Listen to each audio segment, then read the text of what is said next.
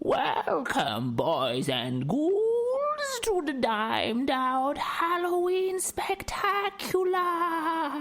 I'm actually sounding more like Adam Sandler than a sort of spooky, Svengoolie type host. Yeah, just the mere thought of me channeling Adam Sandler is more terrifying than anything you could probably find at an abandoned asylum. So I'm not gonna do that to you guys.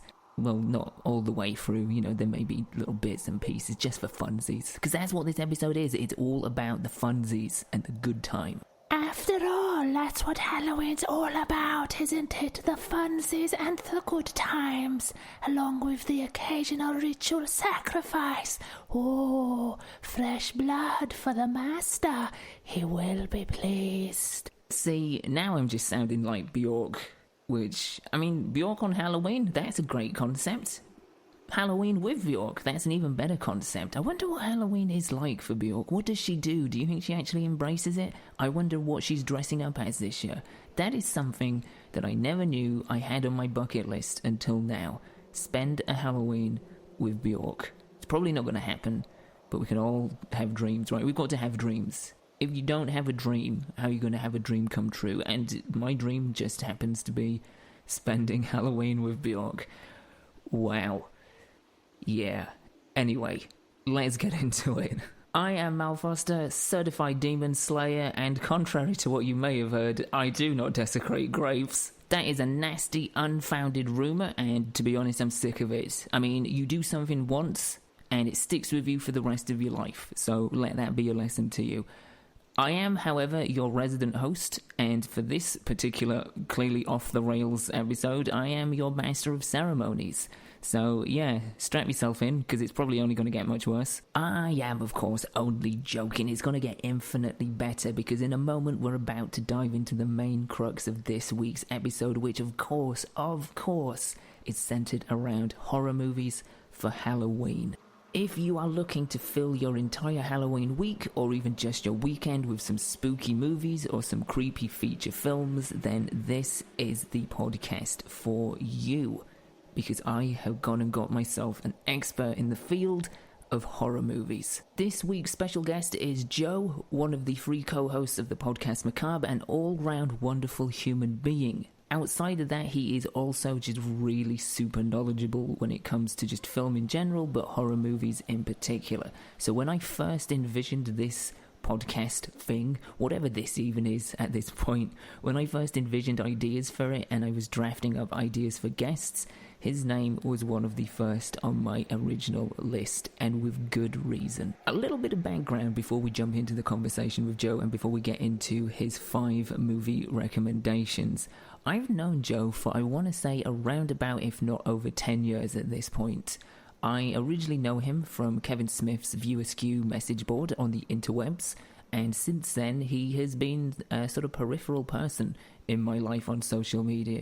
I've known him on different platforms, I've spoken to him on different platforms, we've commented, we've swapped messages back and forth, we've communicated pretty regularly on and off for the last, as I say, about 10 years. Like a lot of people from the View Askew message board, there's something about Joe that just appeals to me a great deal. As I said, he is generally a wonderful person and an absolutely fantastic conversation. Weirdly enough, though, after knowing him for 10 years and talking back and forth and commenting and swapping this, that and the other, and just kind of, as I say, keeping in touch on a semi-regular basis throughout the 10 years in a sort of peripheral fashion, this is actually the very first conversation we've had with each other.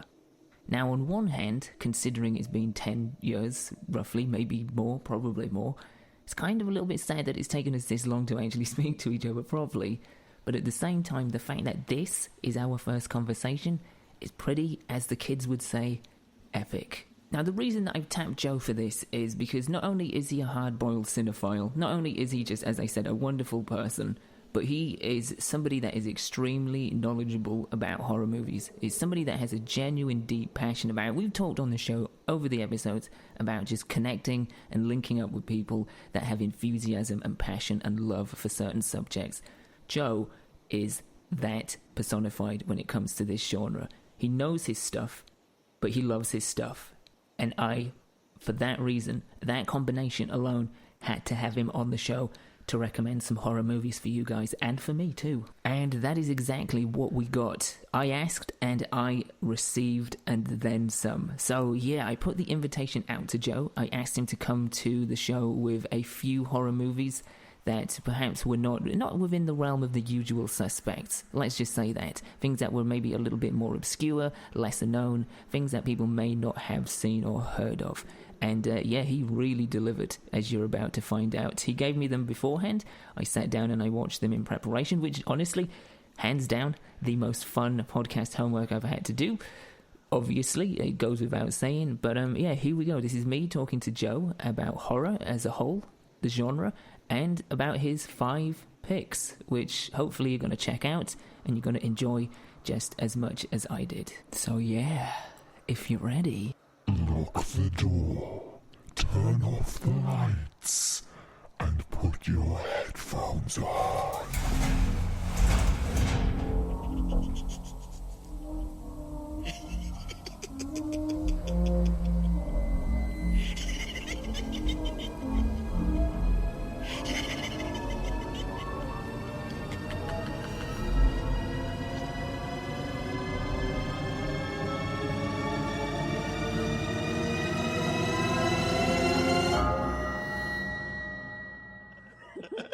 I just wanted to get settled in. I'm like, damn, this is good. Why am I not recording? But no, seriously, I think it is possibly, if not the most resonating genre in terms of like subjective viewing, because everybody has different preferences within every genre. But I think because it has so many layers to it, and we'll kind of get into this in a little bit, but because there's so many layers and different things that scare people for different reasons, whether that's just in a general sense or, as we're saying, for a personal reason, something that you've known in your childhood, something that's affected you in later life, it really does lend itself to so much flexibility and subjectiveness. And that's, I think, one of the reasons why it's lasted for so long. Yeah, and even still, like, we both could watch the same movie, both enjoy it, but have different pathways in. Yeah. And you latch on to one thing, and I latch on to something completely different. And that is part of why I love it so much. Yeah, I'm going to get into this because this is something like I generally wanted to actually dip into that. Before we get into the movie piece, which I am very excited to talk about, having seen 4 of the 5, I wanted to just jump in, and I wanted to sort of kind of ask, I guess, what is it about horror? Well, how long have you been a fan of it, first and foremost, and what is it that draws you to it? So I am 45, soon to be 46, and I became a fan of horror the moment my father showed me Frankenstein when I was maybe 4 or 5 years old. So we're talking like late 70s, early 80s. And as a kid, my dad was in the Navy, so I was a Navy brat. We moved around often, so you had to make new friends everywhere you went. And so I was a very shy, skittish child, afraid of the dark and all this other stuff. And what I realized when I was watching some horror movies with my father is I would have that adrenaline rush of fright, but I knew there was no danger, no real danger to me. So it was like going on a roller coaster. Like, you get that feeling of flying through the air, but you're not going to hit the ground. Right. And I became addicted to it. And it just it was the genre I gravitated to kind of in all my entertainment. As a little kid, I was walking around with Edgar Allan Poe books of all his short stories, reading those. And then I knew of Stephen King through my parents, and at 10 years old grabbed Skeleton Crew off the library shelf while visiting my grandparents and talked my grandfather into checking it out for me while I stayed with them for the summer. And I just was a fan ever since. But it really is, it's that sort of adrenaline rush and being able to face fears or face things that maybe you don't have any control over, but you have control over in the environment that you're in. Right now, I went to remote work mid-March because of COVID-19. And I went into, it was weird. I have it separated. Movie watching, all horror. Like 99% of what I'm watching is horror movie stuff. And I went on a deep dive of infection films and like zombie films and movies with characters who are trapped somewhere by themselves, like The Night Eats the World. It was a French zombie movie about a guy who goes to a party, locks himself in a back room for a little bit, and comes out to find that everyone's turned into a zombie, and it's basically about him by himself in this building for the entire movie. And you would think I would want to shy away from that, dealing with what we're Right. dealing with, but for whatever reason, it made me feel better. And then conversely, all my television watching was like rewatching The Office. My Name is Earl, I started doing a new binge on, and I think it's just in Schitt's Creek. And I'm like, maybe the movie's just getting my demons out, and then the TV show watching is like my happy place. There's definitely something to that. I think for as long as I can remember, I've always found some kind of cathartic release in horror, and I think you were definitely seeing it this year. I mean, it's funny that you say that you jumped into like a binge of infection-based movies. When this kind of first mushroomed and people were, staying at home and what have you. Like, I think, was it the film Contagion was like Netflix's top rated film? And you think, why are people watching this when it's actually happening outside their doors? But then you think, well, it kind of is a sort of frame of understanding and a sort of weird, strange, cathartic release, like a sense of identifying with something that you shouldn't really be able to identify with. And I kind of feel like there's something in that with the reason horror movies have not just excelled, but lasted for so long. Yeah, because it really is kind of like holding a mirror up to society and whatever's going on. All the Saw pictures in Hostel back when everything was going on with the George W. Bush administration and the torture reveal came out of what was happening over in the Middle East. That took off. That was like a whole new subgenre, or maybe not new, but at least it reinvented itself. Oh, yeah, for sure. And I don't know if we're going to get a bunch of infection-based horror movies off of what's happening now, but I think we will get quite a few to where something is occurring and it's just all over the globe. There's not anything anyone can do about it, and you're just at its mercy, whether it's more infection stuff or monsters coming out of the sea, and maybe a new Cloverfield movie might happen now. Who knows? But it is going to be interesting to see what the people that make films after this, what they do to get their demons out of what's going on now. Oh, for sure, because the one thing that film has constantly proven in all genres across the decades is that it can, when harnessed right, be an absolute, as you say, mirror for sort of societal happenings. It can be like that cathartic release, it can be that interpretation, it can be like a great allegory or metaphor for stuff that is actually happening. And horror is definitely one of the genres, when done right, that can do that probably better than any other.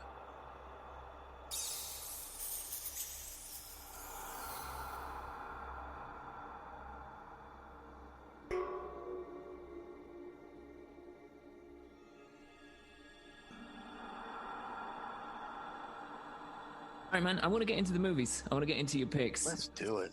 So I asked you prior to come up with a short list of some slightly lesser known, maybe a little bit more obscure horror movies people can maybe check out for this Halloween week.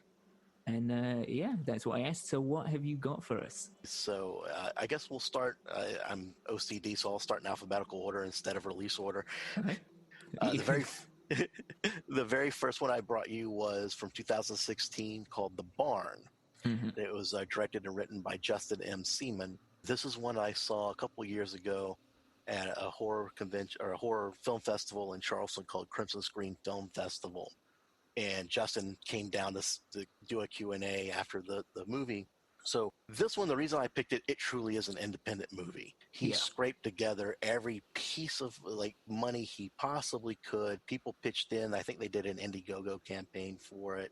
But one of the big reasons is it is just a love letter to Halloween. It's set in 1989. Two best friends, Sam and Josh, they're about to be seniors in high school, so it's kind of like their last hurrah for Halloween. And I mean, my last hurrah was several years before being a senior in high school, but I remember that just feeling of like, oh man, I'm about to lose something. Was one of my favorite things as a kid that I'll never get to do again. That last Halloween I went out. So that's one of the reasons I wanted to do this. And the gist of this story is there's an urban legend or a myth around this town that there's a certain barn, if you knock 3 times, that these demons will come out. And there's like the pumpkin-headed jack-o'-lantern, the miner, and the scarecrow. So, of course, as the movie unfolds, they're by a barn. As a joke, they knock on it, and they unleash these demons, which in turn are going to unleash hell. So knowing all of that, and before, because I want to preface this before we find out what you thought of it, it really, I mean, it truly is a low budget, homemade sort of film, but the story behind it is what I love. So Justin came up with the idea for this movie and the characters when he was like 5 to 7 years old. What? He actually has like drawn in crayon, like little comic book storyboards of everything. And it is very close to what he did as a kid. He just kind of updated it as he went. So this was a lifelong dream for him. We know each other from the Kevin Smith message board. I think almost everyone on that message board at some point was like, man, I wish I could just go make a movie. Yeah. Well, this is another example of someone who just did it. Thing is, the guy he hired as his director of photography was, let's just say, lied on his resume and was not as good as he had said. Oh, no. So after we watched this movie, we were like, oh, man, we really loved it. Like a raucous screening. Everyone was into it. Justin's like, he actually, I think he won the award for best movie that year for that film festival. He's like, you don't know what this means to me, and here's why. So he tells the story. They were through filming quite a bit of it, and for whatever reason had to stop. He had not watched any of the film at that point, got it all developed, and it was all unusable. It was just garbage, out of focus, lighting wrong, whatever it was. His dream was dead, and he went into a severe depression. He wasn't calling anyone back. Like the actors were trying to get a hold of him to see how it was going, see when they needed to do pickups, and he just wasn't saying anything. And finally, someone reached out to him, and he said what happened, and then a bunch of horror websites like Bloody Disgusting and Bleeding Cool and other places, Dread Central, kind of put out a call to help, be like, hey, here's what's happening. This was Justin's dream. We were all excited about this movie when we heard about it. Can anyone help? And a bunch of fans poured more money back into it so they could film more. And all of the actors were like, they had moved on to other projects. A couple of them, like the two leads, I think actually were in shows that were running at the time. And they said, whenever we can do it, we'll come back any weekend on our dime. We don't care. We want to finish this. And they got a new director of photography who just crushed it. I mean, for the budget, I think the film looks beautiful. And they got it all together and finally put it out for everyone to see it. So that whole triumph thing, like I can't imagine finally doing your dream, being on set, filming your own horror movie and being on that high and then getting the footage back and going, I can't use any of this. I'm out of money. I don't know what to do. That's insane. Like the level of just having your soul crushed, as you say, to conceive something, like to conceive characters from 5 to 7, cultivate them, and then just kind of throw so much passion and enthusiasm into doing this, trusting your DP, and, you know, sourcing everybody else involved, cast and crew, throwing so much time and effort and your own money into it to find that everything you've shot for it is just trash. Like, man, you told me before that this had a really good making of the story. I didn't expect it to be this good. The fact that so many people rallied around it as well to sort of resurrect it, that's amazing. And I think it's a generally good movie. I mean, yeah, I know it's not like a 5-star film, but it is a damn good Halloween movie. Like, this is something you're going to get some beer, order some pizza, and have friends over and sit down and watch. Right, and I think that's exactly the frame of mind to go into. If you watch the trailer, which I'm going to put all the trailers up on the website with the show notes for this, and I urge, if anyone hasn't seen it already, do check out the trailer. You know exactly what you're going to get, and I think the film really delivers on that sort of tone and atmosphere. You can tell that, I'll be honest, this wasn't my favorite of the 5, but you can tell, and I did have a lot of fun with it, though, and you can tell that the person that's made this is like a lifelong horror fan. That not only do they love it, but they know their stuff too. Like, they are very much steeped in it. They're steeped in a certain era and a type, but it's just got a really good, fun atmosphere. The phrase I put in my notes here, its tongue is planted so firmly in its cheek it might just rip through. Yes. At points. You know, it kind of really does tap into that sort of obvious grindcore influences. Oh, grindcore, what am I on about? Grindhouse. We have a new genre. grindcore is like a metal type of genre, but yeah, it definitely has like grindhouse influences. Like it did remind me a little bit. It's obviously more horror tinged, but it reminded me of stuff like Hobo with a Shotgun, Turbo Kid.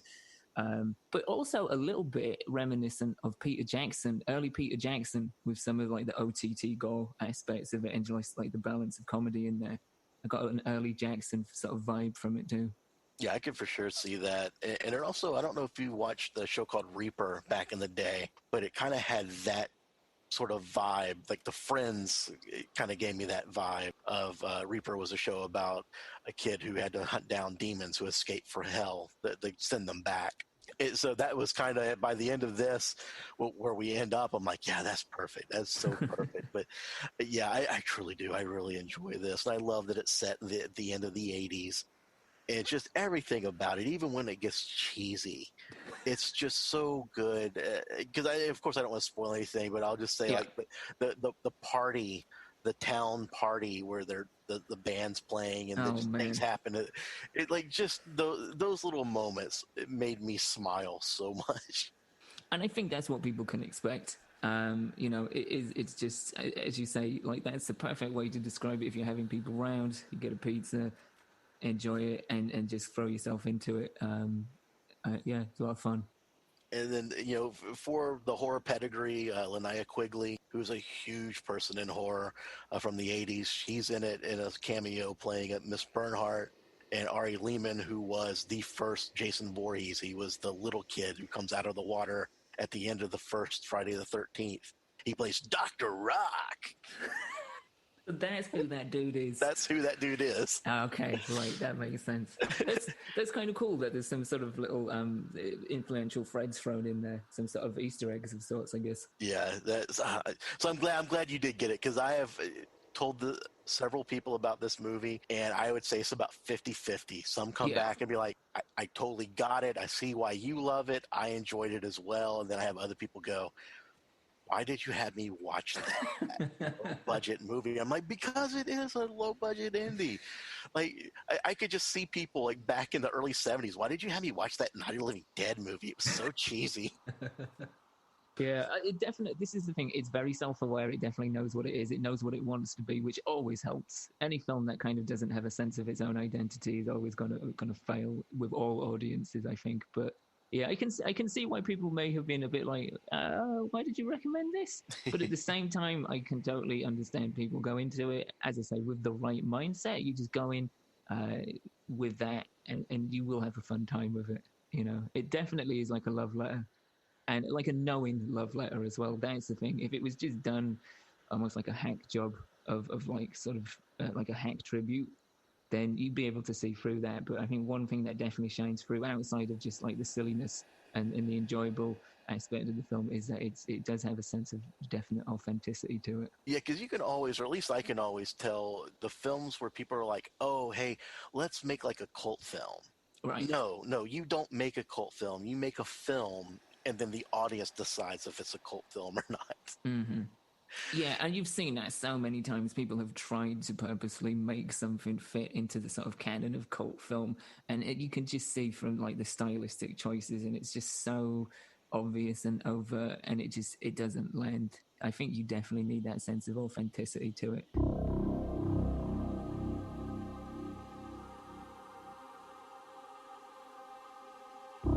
Let's move on to the next one, which is complete 180 from what we just spoke about. And that's going to be 2015's The Invitation. Oh, I'm sorry. One more thing before I go. If someone does want to watch it, it is on Amazon Prime for the bar. So The Invitation from 2015 is Karen Kusama's film, written by Philip Hay and Matt Manfredi. It stars Logan Marshall Green, who, when I first watched this, I had not watched Lee Winnell's Upgrade, and completely forgot that he's in that movie until I rewatched The Invitation recently. Mm-hmm. I like that guy quite a bit. I can't wait to follow his career, and I especially love him in this. This film is about Logan's character is someone who's gone through some tragedy, lost a child, his marriage broke down, his wife left him, and basically disappeared down to Mexico for a while. And then all of a sudden, her and her new boyfriend are back living in the same house that Logan Marshall Green's character Will and her had lived in. And all of a sudden, she's having a dinner party inviting Will and all of their friends back. So this guy, Will, and his new girlfriend are going to his ex's house, which used to be his house, for a dinner party. That alone, as a concept, is terrifying. Without anything else, like, to put myself in that position, I'd be like, okay, that's where the true horror is, right there. So off the bat, like, I am divorced and still friendly with my ex-wife, and I had, not long after we separated, a moment where I went back to the house that we both had with her new boyfriend, now husband, for a party to stand around with all of our friends, and it was the most awkward thing. So to say, we talked before we started recording about how you bring your own baggage into movies. I was definitely feeling the vibe of this movie. As this movie unfolds, you get just weird feelings, and Will keeps thinking that there's something going on there, and you find out that they are part of like this religious organization, self-help place, that once you give over your grief and your despair, like, you come out the other side a better person. And John Carroll Lynch plays a guy named Pruitt in this, who's like the church liaison who just happens to show up there to like marshal over this event. And it becomes clear that it's like a recruitment dinner for their friends, or at least at the beginning of it. So I love movies that start off and then build an atmosphere of dread, and just like I always say, it grabs you by the throat and it never lets go until the very end. And I really hope you feel this way about this movie, because I just love it so much. This movie is a masterclass of that for me. It gives you moments to breathe and pause and reassess, but man, it never lets go of you. And there's, at least for me, it's a very simple end to this movie, a very simple shot. But this is the sort of stuff I freak out about. Like, when I saw Frankenstein as a little kid, I wasn't terrified of the monster. I was terrified of the townspeople. And this movie plays into that as me as an adult. Like, this is my nightmare right here. It's like some religious fanatic is going to come and try to kill me.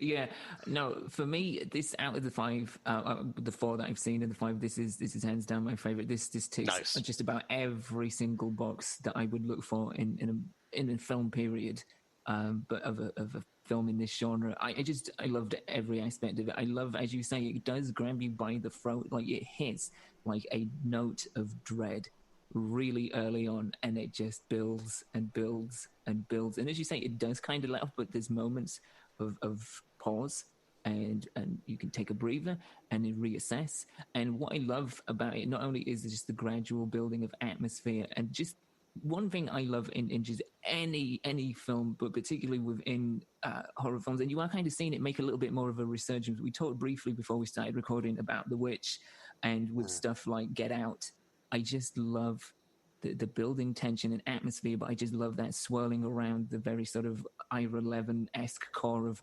something is not right here, and I don't know what it is.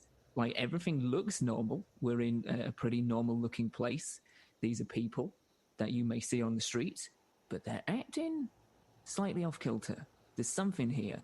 I don't know what it is. And the longer it goes on, the more that becomes ingrained, the more you kind of just feel that dread, and you're like, what is it? What is happening? What is wrong? It's just like you can almost feel the walls moving and changing. It's just that real consistent atmosphere and dread. I loved it. And as you said, without getting into any spoiler territories, you hit a final note at the end of the crescendo building, and it's just like, oh, shit. It's the most simple thing. It's like after you watch The Witch and you find a red apple, the most terrifying thing in the world, something just so innocuous at the end of this movie where you're just like, oh, man. But I do love how this movie keeps you on your toes, because the first time I watched it, this was only the second time I had seen it.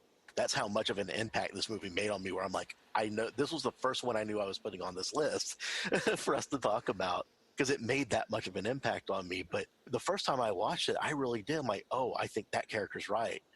Oh, no, I think that character's just, he can't process his grief and he's having a hard time.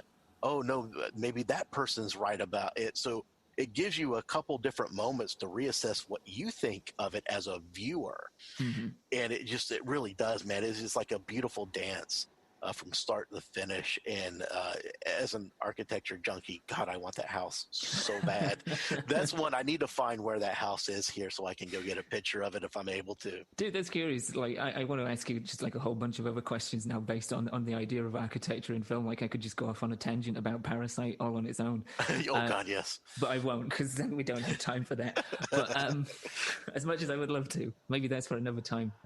Yeah, I love the point that you just brought up about it, and it's such a good way of putting it. It is like just this strange, mercurial, beautiful dance where you do begin to side with the main protagonist, and you kind of look at it through his point of view, and you're like, yeah, there's definitely some weird shit happening here. But then you see it from the other perspective of like, this is this guy projecting from his own awkwardness and insecurity and trauma, and just all the things he's related, and like the pacing of it, like the interweaving of past and present, where you get little glimpses of things that have happened interspersed with what is happening in real time, as it were. It just really tilts the psychology of it in just the slightest way, but enough for you to be like, okay, yeah, maybe it's not the exterior, maybe all of this is just internal.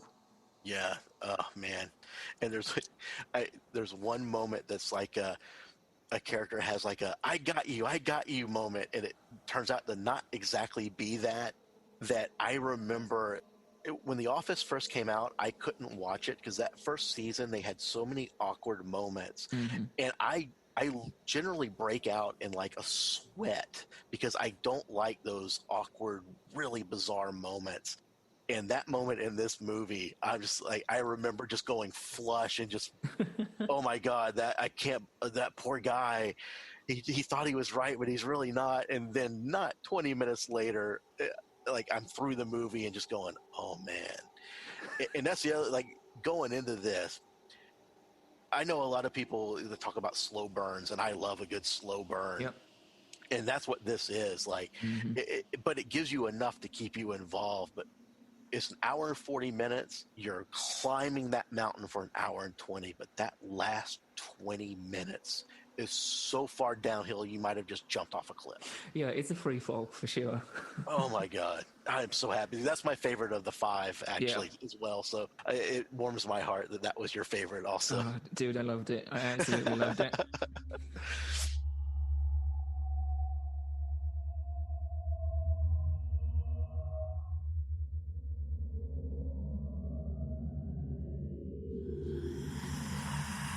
All right, what we got next?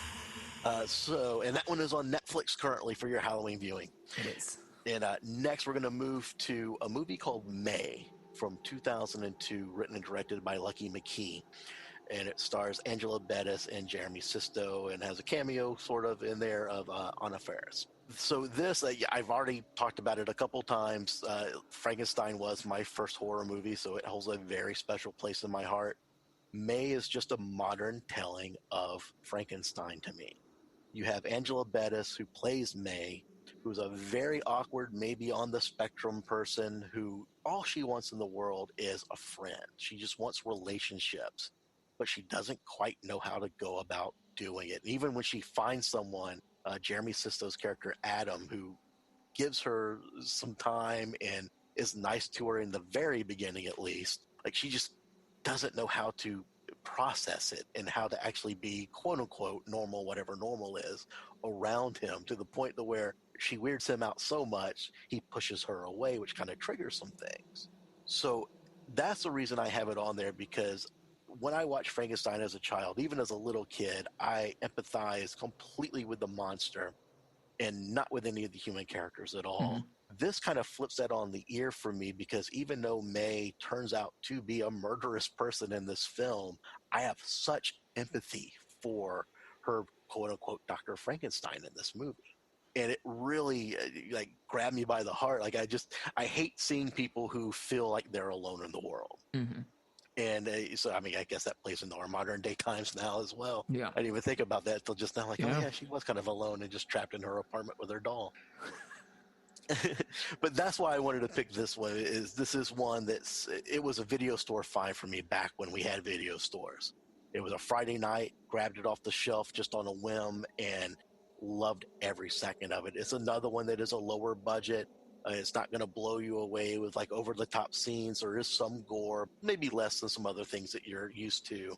But it's the performances. I think Angela Bettis crushes this performance so much. So you bring up a real. It's really interesting that you call this a video store pick because it fits perfectly in that pocket. I was thinking about like when this came out, and it is almost like given the nature and the tone of the film, it is almost optimal for when it came out. Because I was looking into this, it kind of comes in between like this really sweet spot between you had the sort of Asian horror boom with like Ringu and in particular Audition, which were doing things that were just freaking people out that you hadn't seen, and it was just unnerving, for lack of a better word. And then a few years later, from like 2004, you had Saw, and then Hostel, and you had the whole sort of torture porn boom, which wasn't so much concentrating on atmosphere or freaking people out or unsettling people, but just grossing people out. And this is in that sweet spot, like that pocket, because there are points towards the end where, especially at the end, where I'm just like, oh my God, this is fucked up. Yeah, and normally I guess I can't say I never empathize with the killer in horror movies, but typically I don't, especially if it's more kind of grounded like this one started out. But I really did. Like from the moment I watched this movie and she's on screen, I'm just like, oh, I feel for her so much. See, I did a little bit, but there's just, I don't know what it was. I think it is the performance. You absolutely nail it when you say Angela Bettis crushed it in this. She did. Like, this is the most just off-kilter, hard-to-place performance I've seen in a long time. Yeah, there's definitely a sense of empathy there, because if you've ever had a period in your life where you've been lonely, where you've kind of isolated yourself, or you felt isolated from external reasons, then yeah, you definitely kind of attach that to this character to some degree. But just, I don't know what it is. I cannot put my finger on what she does with the performance, but it just kind of tilts like a seesaw. It's kind of a little to the left, a little to the right, where you're like, yeah, I kind of get it. It's like, okay, maybe not at all. But then, yeah, I know. And I just kind of felt myself going back and forward. And there's just, I don't know what it is. I don't know if it is the way it's produced, the way it's put together. I don't know if it is the low budget aspect of it, if it is the performance, or if it's just like that beautiful combination of everything in sync. But there's just something, or maybe even, do you know what it may be? Definitely something that contributes it. And again, moving away from spoiler territories, but the very first frame of the movie, yeah, it kind of puts you on edge. And you just kind of have, or at least I did, you have this sort of continuous, again, just this singular note of dread, which just kind of builds. And at the same time, you're getting these interweaving sort of different feelings towards the character and what's happening. But I was kind of on edge throughout most of this. And that's how I was, even like repeated viewings of it, like watching it again last week. Like I said, I don't do well with awkward, and this movie is a bunch of awkward. Yes. And I mean, every interaction she has, she just takes whatever she's doing, she just goes one step too far, and just, it's so painful to watch, because you do see her like start kind of blossoming a little bit and being happy and smiling. And then all of a sudden she'll do something and it'll turn off the other person that she's in the scene with, and they'll just kind of reject her, whether it's overtly or just kind of like with body language or something, and you see her read it and understand it, and then she just deflates. The good thing is that awkwardness is, again, to go back to authenticity, and I think maybe that's why it's so effective, is because you buy it. It's not like she does ridiculous things that are over the top, that are just like, oh, you goof, what are you doing? It's just little things that are obviously just part of her natural sort of process, dealing with people actually speaking to her or interacting with people, or like the start of a social life for her, and she's navigating those new seas. So it's like little nuanced things, like you say, body language, or just maybe a comment. It's nothing that's totally unbelievable. They're all like, it just feels like, yes, I can totally buy that somebody that is new to socializing, or new to kind of interacting with people at this level would make these mistakes because they've never dealt with it before. So you genuinely buy the feeling out process. And I think that is what really sort of hits the performance that much deeper. Yeah, and I think the one scene that always just it really breaks my heart, but it's when you know she's over the edge is, and this doesn't spoil anything for the film, but Adam opens up his door and she's standing outside the door. Yeah. And it doesn't look like she was about to knock. It looks like she was just standing outside the door. And when he asked her, how long have you been out here? She's always truthful with him. And she's like, oh, like 4 hours.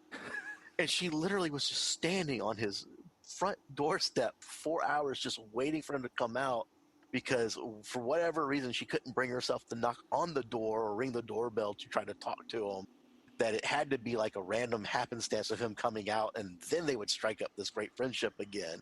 And that's the part where I'm just like, oh, it's over with now. She's gone off the deep end. There's no resolution for her. That's not going to be a horrible one. Yeah. And yet I could twist the end of this movie to be like, yeah, it is an uplifting move into that movie, maybe. Yeah, there's definitely a question mark there, Joe, for sure. Like, if you want to pull an Obi-Wan Kenobi from a certain point of view, you know, but yeah.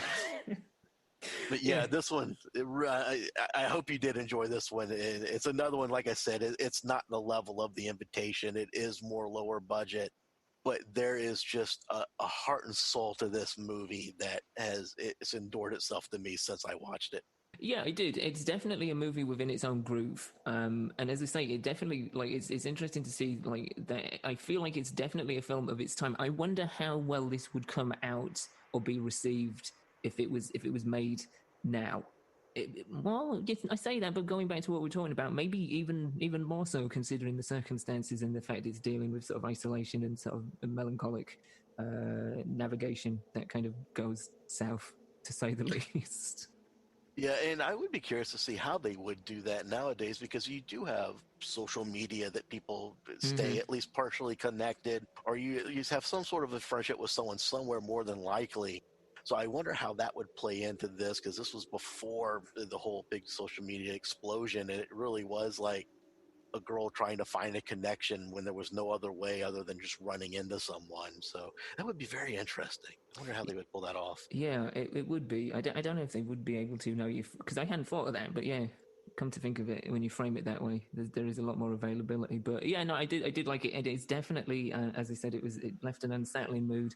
I'm just very much impressed by Angela Bettis. I'm really interested to see her do more stuff. As far as I know, I don't think I've seen her in other things, but I would definitely be willing to dig into her filmography. I know she did a TV movie adaptation of Carrie, which didn't do too well critically. Yeah. But, yeah, she's not been in too much I've seen either, other than this. There was a television show called Masters of Horror that she reteamed with Lucky and did, that her character was a total 180 from what she was in May, that I would recommend checking out if you can find that. It's called, I think, Sick Girl, I believe. Let me go back real quick and look. But yeah, Sick Girl was in 2006, that Master of Horror episode. And that's what really sold me on her, was like, I was like, well, maybe she's just awkward like that in person, or that's like her go-to acting style. And then when I saw her in that episode, I'm like, oh no, she's just damn good. She is, because you can see the switch when you say after the standing on the porch incident, and she does sort of fracture beyond repair. You do see like a lot more confidence, and it's like, it is a complete 180, but at the same time there's still that intensity, but it's just more forthright. Yeah, I was genuinely really, really impressed with her in this, and yeah, very unsettled throughout most of it.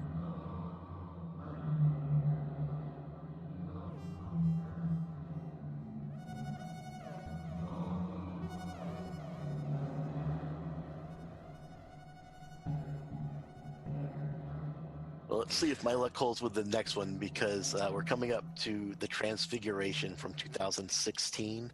This one was written and directed by Michael O'Shea. And if The Invitation is my favorite film out of the group that I brought you, this is very clearly a second for me. So I hope that it ticked the box for you as well. But I am a disciple of George Romero. I love the man. He was a god to me. And this movie feels very much like his vampire movie, Martin. Mm-hmm. And this is about a teen named Milo who lives in the projects. His parents are dead and gone. It's just him and his older brother. And really the only structure he has from his older brother is he has a place to live. And every so often his brother's like, hey, what's going on? Like the kid is just twisting in the wind. And again, I love social commentary in movies. So I love how this story unfolds, where we don't really know if Milo is a vampire. He acts like he is. He very clearly does things that vampires do. So I love the journey we take there, and his relationship with Chloe Levine's Sophie, who also moves into the building that Milo lives in. And I can't remember if you get her full backstory, but basically something happened where her parents aren't in the picture and she's living with her very abusive grandfather. Mm-hmm. So to me, this is all about just kind of lost souls finding each other in the darkness and holding on to each other for some small glimmer of light.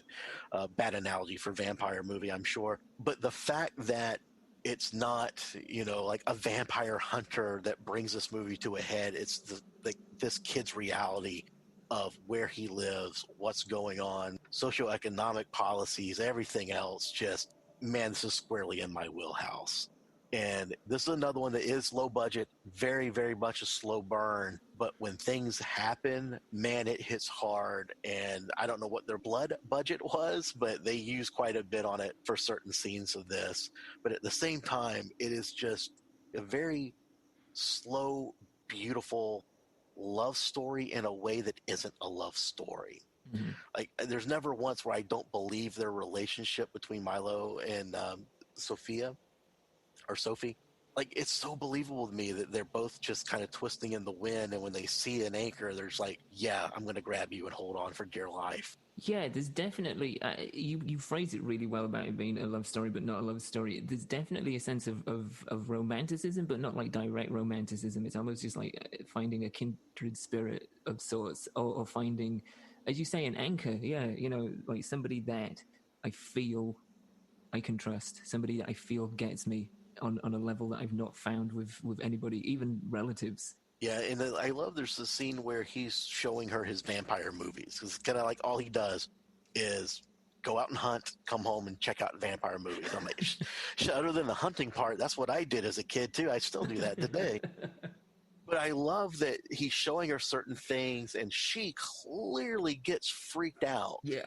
But instead of running away from him completely like what we had in May, she just kind of takes a step back, reassesses, and then it's like, yeah, I mean, I can dig it. It's cool. Whatever.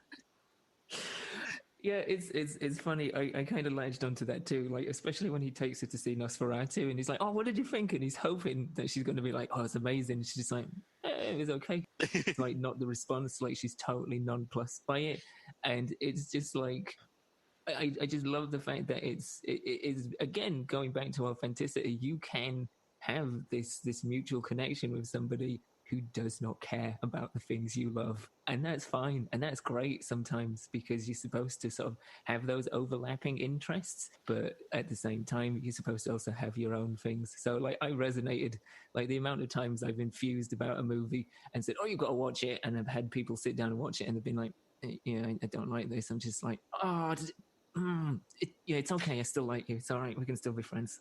And I love the fact, I think in that same scene, she brings up the Twilight series. Yeah. and what I love, though, is instead of just like, oh my God, to sparkly vampires, like he doesn't do that route. He's just like, yeah, I don't find that one as realistic. He has like a very clear-cut reason for not liking it. It's not just like, oh, that's just trash. Why would you bring that up to me? So he's still engaged with her during that, even though she had just like trashed Nosferatu, which is one of the greatest vampire movies of all time.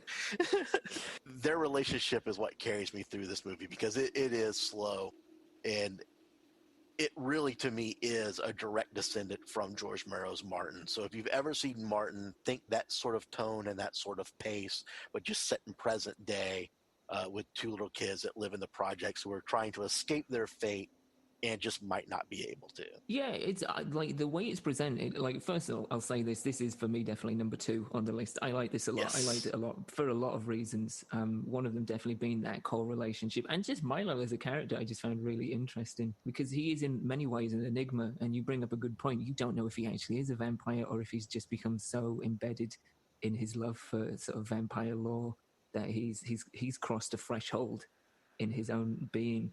I found that really interesting, as well as just like him as a character as a whole. But yeah, I love the way that it definitely does owe a debt to Martin. It owes a debt, in my opinion, and it name checks it as well. Although he does name check Martin in the movie too.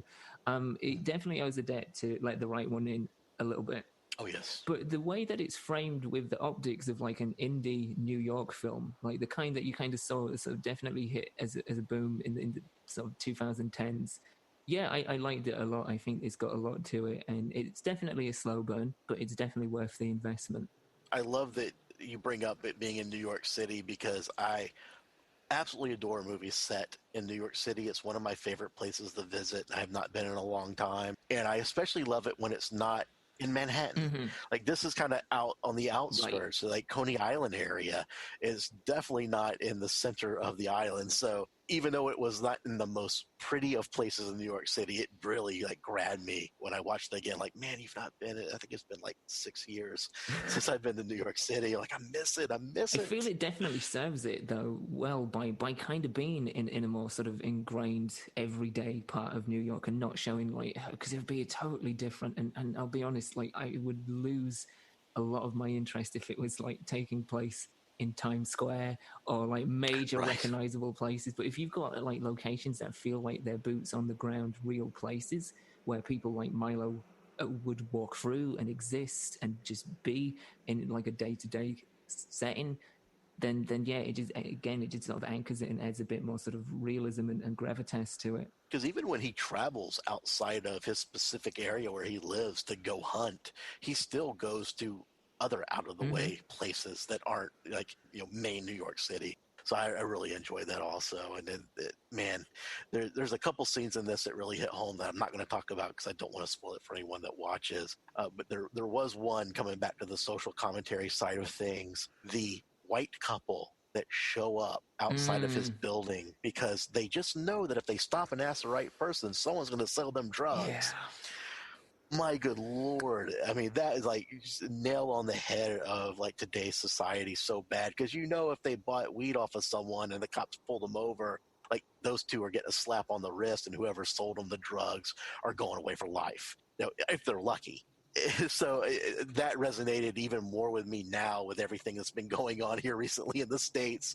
One thing I want to flag of a note of interest, and it kind of attaches onto something you mentioned before, Milo has got quite the extensive collection of vampire films, and I did try and scan them very quickly, and I did pull out something I haven't seen for a long time, but it has made me want to go back and watch it, and that is First. I didn't know that was released on VHS, unless you've been pirating that, Milo, which I'm, to each their own. But yeah, I was kind of impressed that was in there. It's kind of a little lesser known film. And I'm ashamed to admit that that's one that I know of and have yet to watch. Well, it's been over a decade since I've seen it, Joe. So I couldn't tell you if it holds up, if it's good. Like I said, I want to go back and watch it because it's been so long, and it's the first reminder I've had of that film for a long time. So seeing it on Milo's shelf, I was like, yeah, I should probably go check that out again. But I just liked it. I liked the fact that it wasn't just really overtly obvious stuff. Like, he's got some interesting deep cuts on his shelf. Yeah, I was happy when he was talking about him. And you had mentioned already, he brings up Let the Right One In. That's my personal favorite vampire movie of all time. And if you've not read the novel, it's fantastic as well. So the fact that he was checking that and not like, even though I love it, not like, oh yeah, The Lost Boys, I like that movie a lot. Yeah. Like this kid knows his cinema. Like he might be eating people in the public bathrooms, but he got his vampire cinema down. He knows his stuff. Yeah, for sure. like that's a kid I would sit and have a conversation with. If I ran into him at a screening of Nosferatu, I'd be like, hey, you want to go get some pie and have a cup of coffee and sit down and talk? Yeah, he's like, hey kid, don't sink your teeth into my neck. Let's browse over your letterbox list and see what you've been watching lately.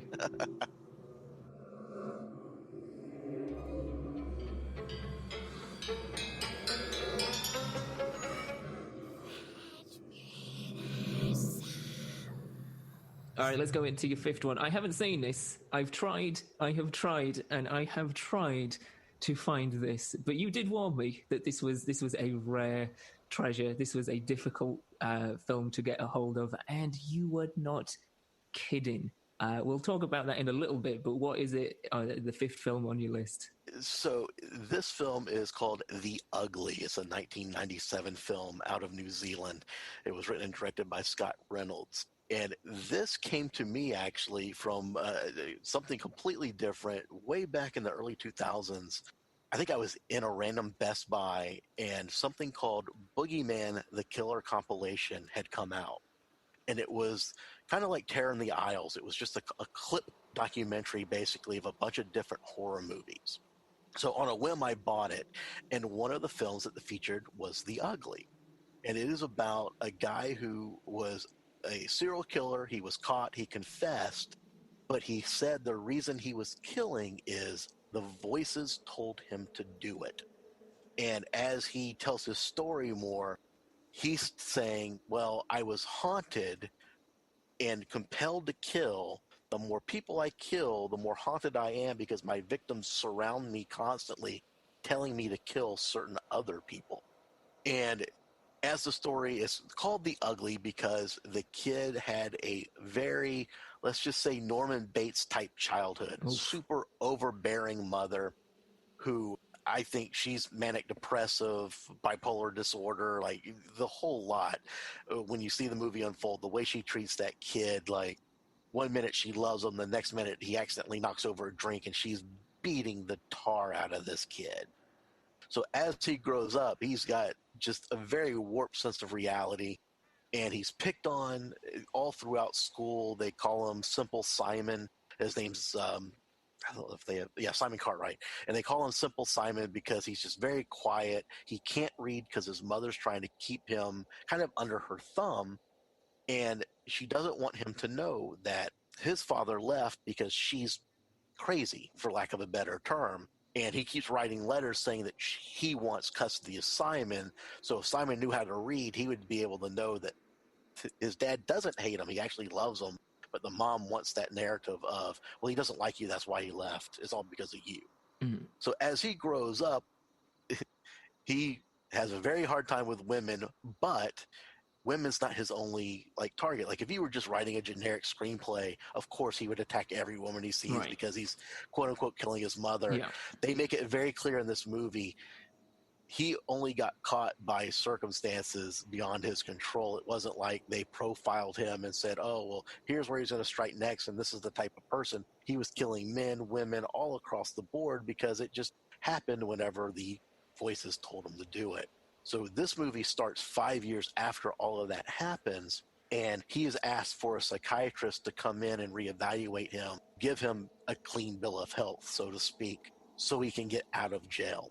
And she's someone who is kind of infamous herself because she got off someone who actually did kill people, but kind of on a technicality.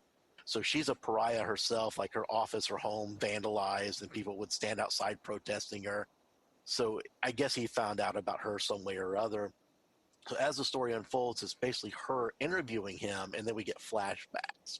One of the reasons I love this movie is the way that it's filmed. It is very gritty, very grainy. And when the voices start talking to him or when he goes to kill, they do a shaky cam, but not in the way that you would normally think. Instead of kind of up and down and side to side, it's more like in and out, as almost as if there's an earthquake happening around him.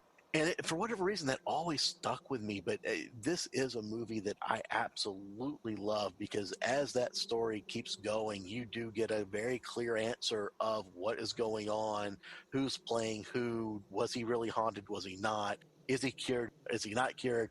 But I hate that you can't find this anywhere. Yeah. And I have searched high and low. I actually just located a copy in South Korea that's all region that I was able to get my hands on, which hopefully my co-hosts for the Podcast Macabre don't listen to because I bought them each a copy so I can send it to them for Christmas because I want to talk about this movie in depth on our show. Mm-hmm. And I've never been able to do it because you just can't find this anywhere. No. And even trying to find it pirated, you can't find it somewhere. I found a version of it on YouTube that is dubbed in German. Oh, wow. Yeah, so it's there, but it's all dubbed in German without any subs either. I don't know. I didn't get around to seeing if you could flick the YouTube sub settings if they've registered them at all, if they've done a transcript or not. But it is there, So if you speak fluent German, or German is your natural native language, you'll be able to find it on YouTube. But other than that, I looked high and low for this. I found, I think, a single copy on VHS, which would be fine, and I feel would be a great format to watch this film in, based on how you've described it as kind of like that grainy look. And having watched the trailer, I think, yes, this would definitely be a great sort of throwback format to watch this film on. But I don't have a VCR, so that one's out the window as well. So yeah, it's really, really difficult to find. Yeah, and just on a whim, I started looking again. So on Amazon, I did find some copies, but they are all not playable in North America at all. They aren't our region, whichever one it is, I can never remember. They're not region free. And the Blu-ray is like $35 and the DVD is $30. That tells you how rare this is. But that is the reason I wanted to put it on there, because from the moment I saw that clip on that Boogeyman compilation, I was sold. I was like, I have to see this movie. I want to see this movie. I just happened to get a copy of it. I think I did order it off of Amazon all those years ago, because I looked for it right away and got a copy of it. And then the more I talked about this movie, the more I realized no one knew what in the heck I was talking about. Yeah. Like, The Ugly, I don't understand. What do you mean? What do you mean? So I did want to at least touch on it and put it out there if anyone can happen to track it down. It is one high on my list to recommend, because it is part slasher, part ghost story, and it is another one that very low budget, but man, they pour every bit of the money they have into it. And the guy that plays Simon reminds me of like a New Zealand Gavin Rossdale. Like his hair and everything is like that era, you know. But it is. Wow. If you are able to actually get your hands on it, it is one I highly recommend to check out. Yeah, it looks like it's definitely entered a high place on my watch list for sure. Because I did check out the trailer, and I tried to find some random clips and scenes from what I could find. Even those are pretty difficult to come across, like variations of the same couple.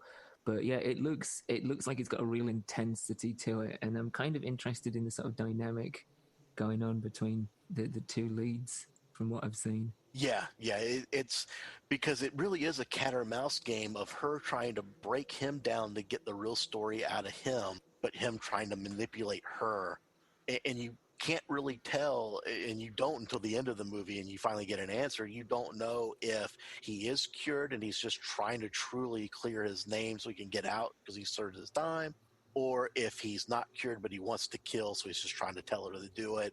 And there's plenty of moments in this to where events happen and then you pull back and you're like, oh, that was just in that person's mind.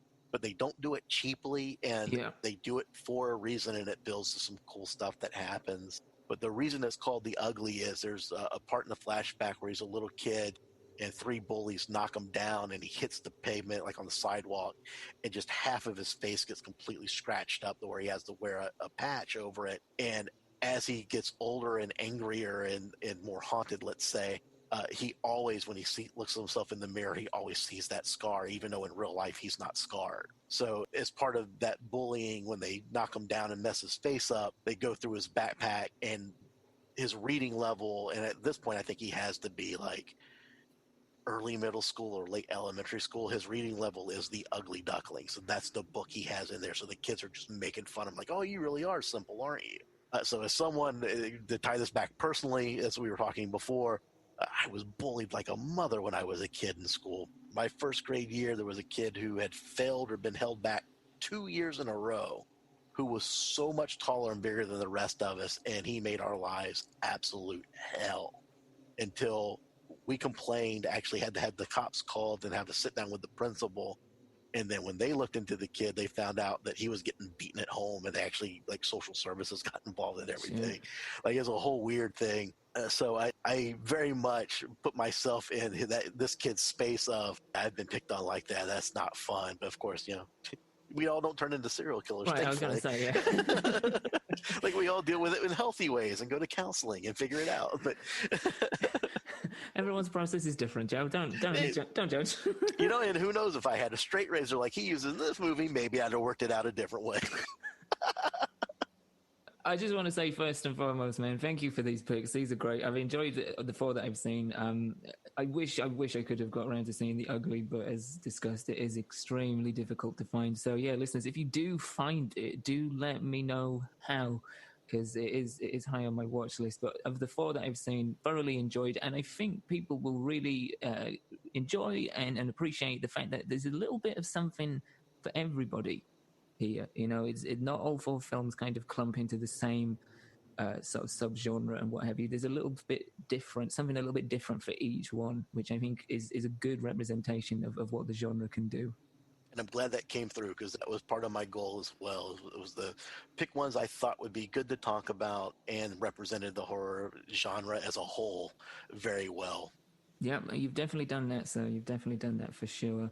You mentioned briefly the Podcast Macabre.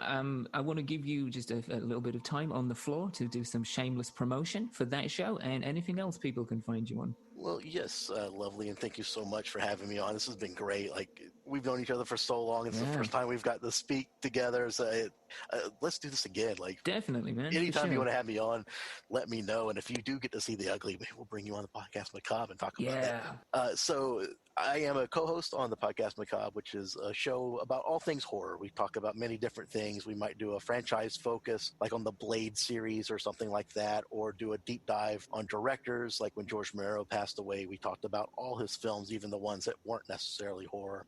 And we just have a good time. It's myself, Chris, and Jenny. We all know each other from the View Askew board. We all got together because we were on the horror thread on the message board together and realized that we liked what each other had to say, even though we might not agree all the time. So at some point, we just started doing a show, and it was just kind of like, if anyone ever listens to us, bonus points. But we just have a good time talking to each other once a week about stuff that we've seen or a topic that we preset that we want to discuss.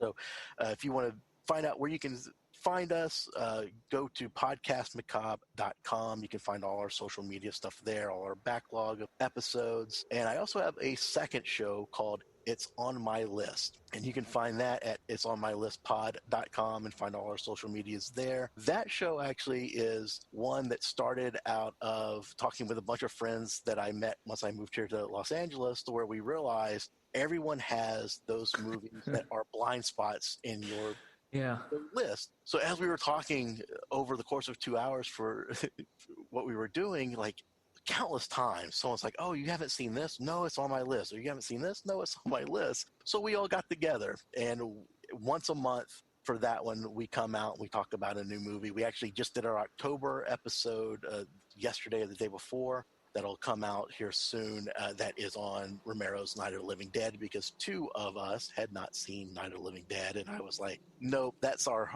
horror October Halloween episode. Let's jump on that." But I mean, we do everything. Like, no genres off limits. Our very first episode was Gone with the Wind, because most of us had not seen it. Yeah, I listened to that, and that was. It just kind of reinforced my my intention to never watch that movie. Yeah, should not have to. Conversely, Casablanca, fantastic movie that I can't believe it took me this long to watch. So you've just recently watched Casablanca? Yes, for the first time. Like I knew of it, knew the story, knew everything, but it's kind of funny. Like, Gone with the Wind, I always thought was this massive love story between two people, like during the Civil War and dealing with it. And my thought process was, oh, they're in love. The Civil War breaks out. They're pulled apart because of the war. Horrible things happen to both of them separately, but they claw and fight back, and love finds a way, and they reunite at the end. No, not any.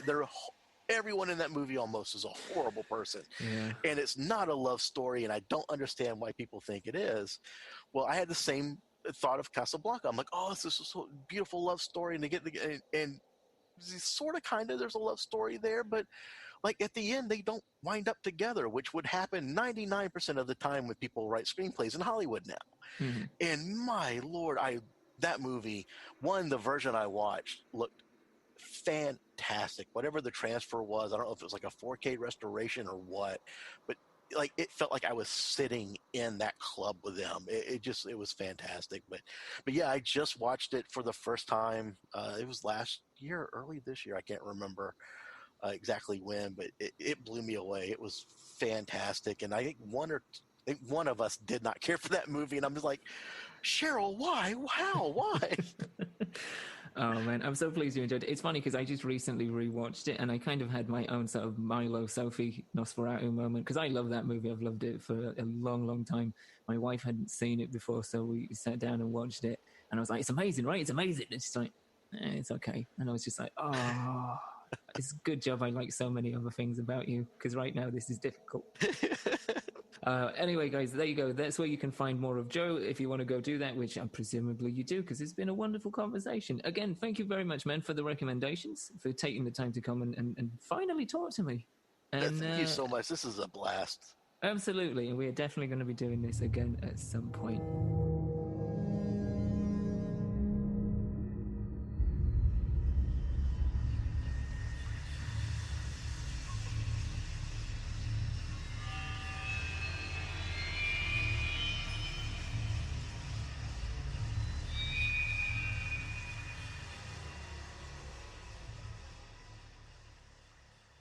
So there you go, that was my conversation with Joe and Joe's 5 horror movie recommendations, each one very different. And as we touched upon, there is a little something for everybody in that selection of 5 as well, which is brilliant. It really gives a good example of what the genre can produce.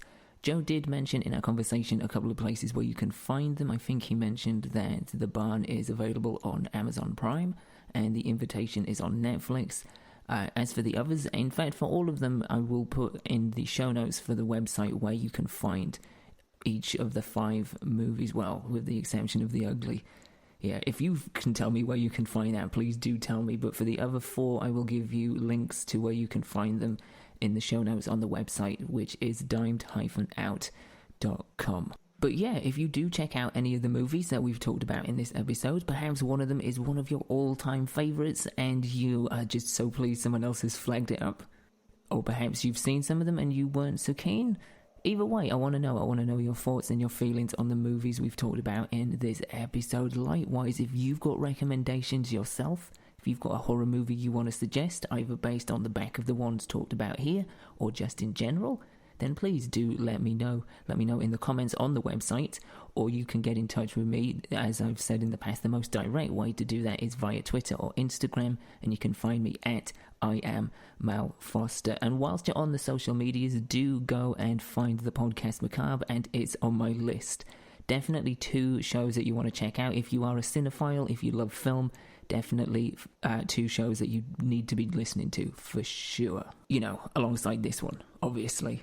Speaking of this show, if you've enjoyed this episode, if you've enjoyed what we've done in Season 1, and yeah, we are almost at the end of Season 1, but if you've enjoyed what you've heard so far, and you're looking forward to Season 2, then the best thing you can do to show that support, to show a little bit of love, and make sure that you don't miss out on what is remaining in Season 1 and what comes in Season 2, is to simply subscribe. Find us on your favourite podcast platform and subscribe. It really is that easy. Helps us out, and it helps you out. Everyone's a winner, baby. That's the truth. Is that the lyrics?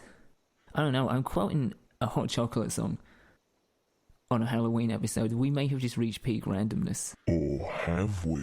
It is a Halloween episode, and it wouldn't be a Halloween episode if we didn't indulge in a little bit of trick or treat. So I have here a very real and totally not made up, fictional, imaginary, spinny wheel of decision making to decide whether you, dear listener, get a trick or a treat at the end of this episode. Oh, I know you weren't expecting that, right? Talk about a holiday curveball.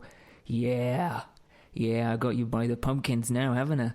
Right, so here we go. We're going to spin the Halloween wheel of trick or treat, and your fate will be decided in just a few clicks. So there it goes, the wheel of fate. Watch it spin. Is it going to be trick or is it going to be treat? Yes, you're in for a Halloween treat. So, seeing as you've been so supportive throughout this first season, and because it is a time of giving, or is that Christmas? I don't know. It doesn't matter. I feel like I'm in a giving mood because it is the holidays, because I had such a wonderful time with Joe and a conversation that I couldn't fit all of into this episode. We talked for quite a bit before we recorded, and we talked about several other things. I wanted to fit it all in, but I just couldn't. So I'm taking a chunk from that conversation and I'm putting it into a bonus podcast, a bonus Halloween podcast, which is going to be dropping on the same day as this. So it will be in the feed right now. Yeah, it's a conversation that sort of centers around, I guess you could call it a hobby that Joe has picked up. I like to see it as a quest, because I'm genuinely fascinated by this. I don't know how interested you're going to be, but if you like movies, if you like film, then definitely you will want to check it out. But we talk for about 10 minutes about how Joe has been driving out to different locations, to places that have been sort of iconic and legendary in film, different houses, different buildings that you know and recognize and love from movies and TV throughout history, in particular horror movies, stuff from Halloween, Nightmare on Elm Street, Poltergeist. He even went to the spot in Seven, the very end of Seven, the whole what's in the box bit. Yeah, we talk about that and some other stuff as well. And on top of that, that additional 10 minutes, there may be a couple of other little goodies in there as well for you because it's Halloween. So yeah, it's there if you want to listen to it. If you don't, that's totally fine. Just never tell me that you didn't listen to it, because otherwise my heart will be really broken. I sound a bit like Mick Jagger. Yeah, I'm not even going to touch that. We've already had Bjork for Halloween. We don't need Mick in the mix as well. Anyway, that is about it for this week's episode and this, our very first Halloween special. It feels kind of special. It really does. Partly because you guys are on board.